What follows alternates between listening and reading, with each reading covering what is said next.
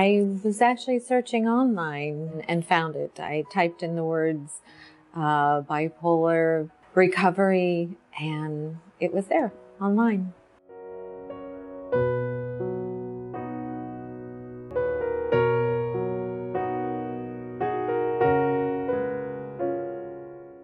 I tried to kill myself. I thought, well, I wasn't needed anymore, and my job was here, and it was done. I did everything I needed to do, but I woke up after a suicide attempt and thought, well, if I can't die, I might as well live. And that's when I decided I needed real help.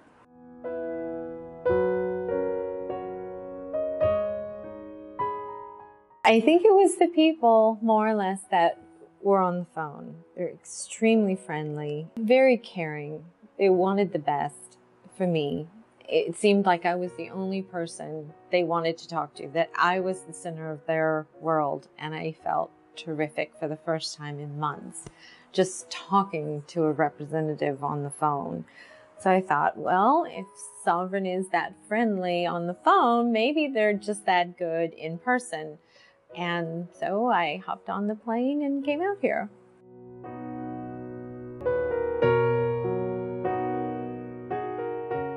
I haven't been to an inpatient facility when I was 18 and pregnant and alone, but that was a long time ago. And so this is the first one of its kind, you know, more than just a few days, more than the intense treatment, inpatient treatment. This is something with a longer term in mind.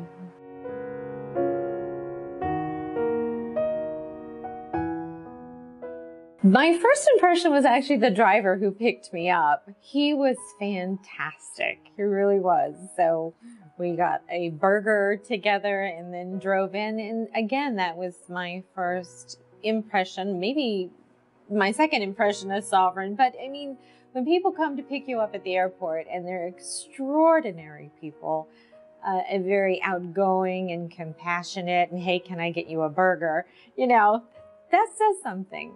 So that was my first impression, that it's going to be okay. It's going to be all right.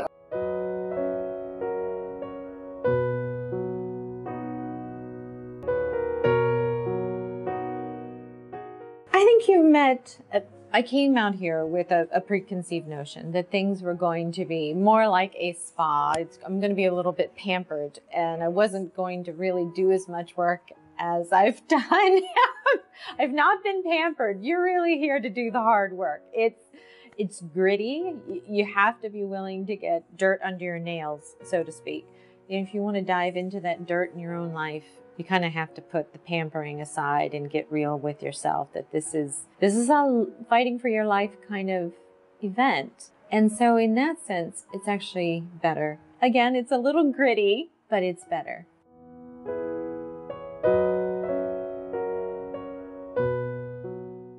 I'm at the Victoria House. I'd like to think it's named after me. And it's a beautiful house. It's nice and quiet. It feels like a real home. We can't cook our scrambled eggs and bacon, but there's always someone there to cook it for us, you know, if that's what we want. And it does. It feels like a family, and the house managers are terrific. They're like little therapists. They will just talk to you about anything and make you just feel good about being you, no matter how crazy it seems.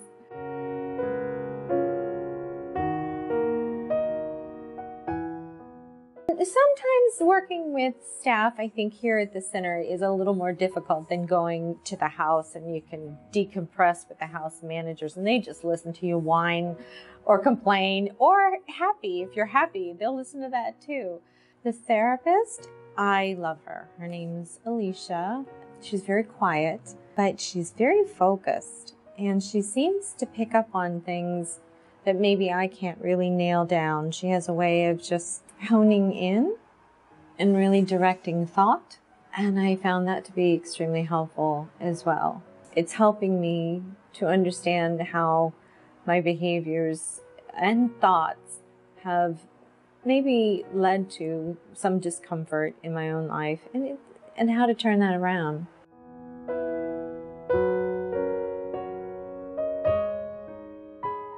A lot of the groups some of the groups will, if not right away, reinforce what you really need to be thinking about when those hard, desperate feelings start to cross your mind. And at intervals during my stay, when I've had a chance to go back to the house and decompress, some of those old thoughts will come back in about home and where do I fit in and do I fit in and what's my new life going to be like. That I hear the words of the different counselors here and the therapists here really invade my thoughts in a very friendly way. That one of those thoughts from the therapist has been, when you get a negative feeling or thought, evaluate if it's real. And if it isn't real, how can you replace it with a positive thought, one that is real? And I found myself going through that yesterday. And it was very helpful. It was very, very helpful.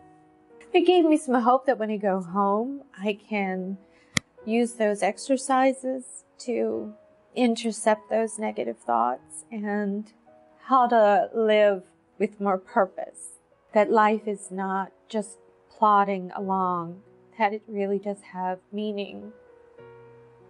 And that's the real thought. That's the positive thought. That it has meaning and it's worthwhile. I'm worthwhile and I have a great future. And so they teach toolkits here, how to have an emotional toolkit. So when those negative thoughts come, man, you can intercept those things. And it's really started. It's already started. You know, just last night feeling that thought of where do I fit in? Well, I fit in everywhere. I'm here. I'm fantastic.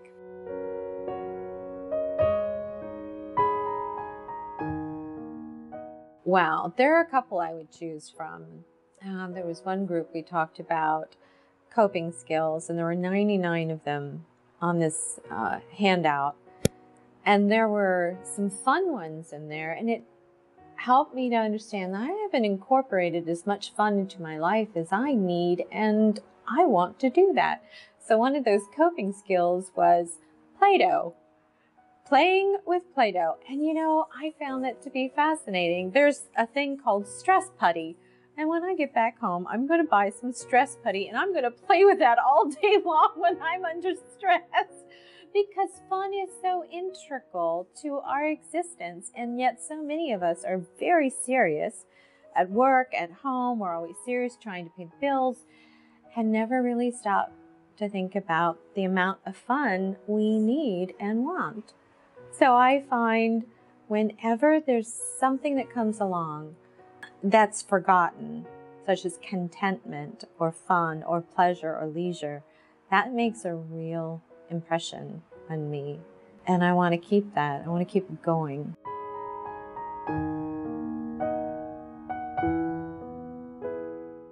Wow, working hard. That's a typical day. Expect to work very hard. Most of the facilitators are extremely organized. Some of them will allow a bit more leeway, and that can be a little frustrating at times when, you know, other participants such as myself may become rather verbose and maybe even tangential to a conversation. So each facilitator is different, but I would say be ready for emotional and mental hard work. And expect to go home at the end of the day very tired. It is hard work, especially if you're applying yourself, it's hard work.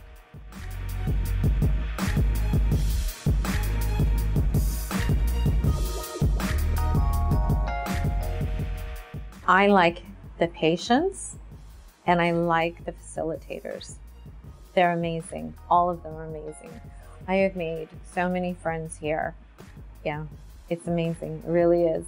And I don't think I could have made it through the different groups, the different therapy sessions, going home at night without the ladies that are in this journey with me.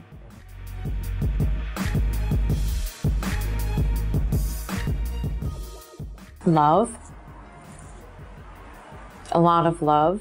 I didn't realize that people, total strangers, could actually love one another and care about progress, sadness, setbacks, and just a general sense of fear that sometimes it comes up in group or in a car ride home, things that we're afraid of.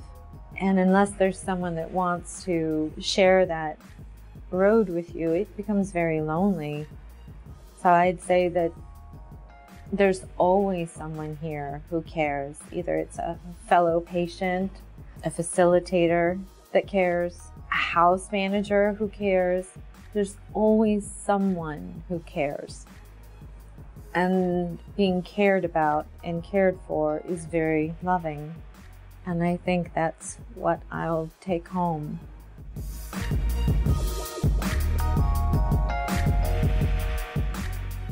Prepare to be confused. It's important to know this is not easy. None of it is easy. There's a lot of emotional back and forth. It's really untangling one's perceptions of self and the world. And untangling all that is hard. It's really hard. It's messy. It's very messy. And for someone to come to Sovereign, you have to expect it to be uncomfortable. I didn't realize how uncomfortable it was going to be.